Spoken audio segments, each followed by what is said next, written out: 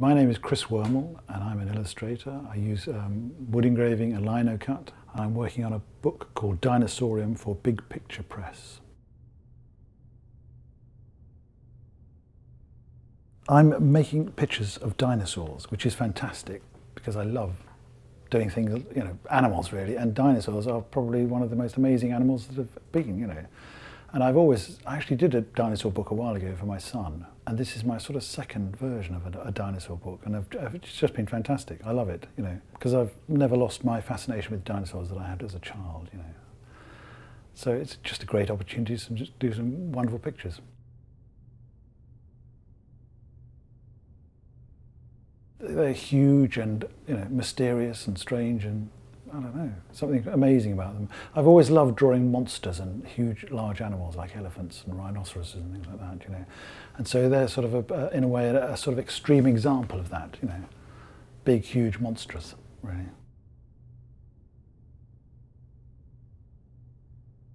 My favourite dinosaur is probably the Diplodocus, the bones that are in the entrance hall of the Natural History Museum. That lovely moment when you walked in and there it was in front of you, sort of thing. I used to find it, because way back when I was a child, of course, we didn't have any of these moving dinosaurs that they've got now, so it was just the bones. And they used to all be in one room back in the 60s.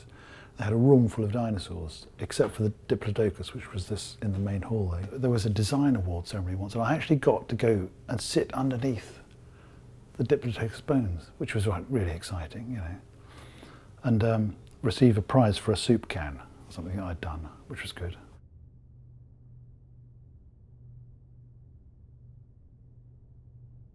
Every time you get a new thing to do, you've got to sort of get excited about what you're doing. You're always going to be thinking, that was better than this one. No, so I'm always trying to do, the best one is the one I'm doing now, and then the next one will be the best one, sort of thing. Hopefully, that's the way the approach you've got to take. One of the favourites I've been doing is Tyrannosaurus Rex. Interestingly, I found out, I was told he had to have feathers, or proto-feathers as they call them, on his back and such like. So that was interesting. And I thought, feathers on a T-Rex, that can't be, that's not the T-Rex I used to know. But I've quite enjoyed doing it actually and trying to make it work. And also getting a little bit of chicken in there, because Winsome, the art director, was telling me that the nearest relative, modern day relative to a T-Rex is probably a chicken. So that was quite interesting to try and get a little bit of chicken in there, which I've enjoyed doing, yeah.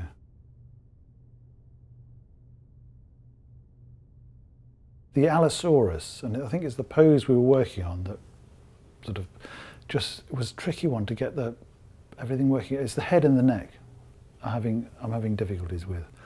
So I may have to redraw that, or redraw half of it, but it's just the way, because sometimes the pose you just can't get it to work so that it actually looks as though it's really standing there.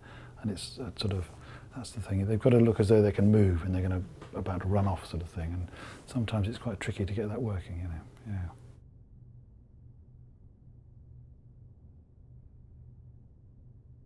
That's a very good question. Who knows whether they're accurate? That's the thing. I think we're doing as much as we can. I'm getting an awful lot of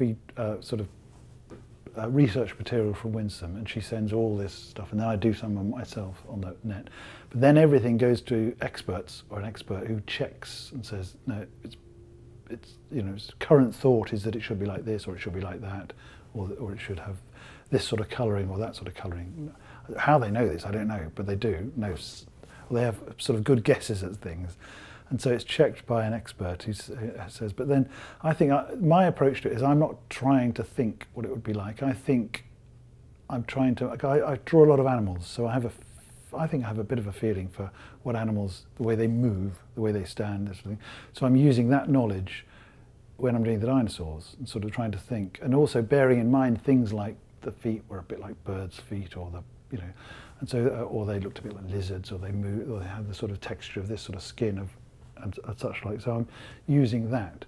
Like for instance, I might use the way that an elephant skin folds in places, or the way the sort of horny sort of skin of a rhinoceros or something like that, or a crocodile, and look at those in relation to dinosaurs and try and imagine what it might have been like on a real animal. So it's all guesswork really, but I'm trying to use real animals to inform the way I approach the dinosaurs, really.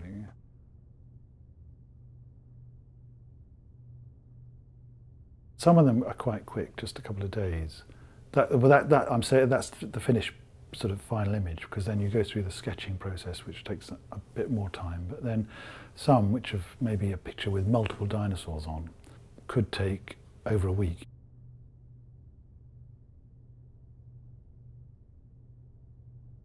I'm discovering loads of stuff that I didn't know before. I mean, the fact that T-Rex probably had feathers, that's pretty weird, you know. So all that kind of stuff, you know, and there's even dinosaurs here that I'd never heard of when I was young, you know, because they've been discovered in the last 10, 20 years, you know. So, you know, my last visits to dinosaurs at the museum, aside from seeing Diplodocus in the central hall, were when my children were small, when we used to go and see the moving dinosaurs they've got there. But I've not seen those for years. So lots has happened since then. There's lots of new dinosaurs, which I didn't know about, you know. So I've discovered all those, yeah.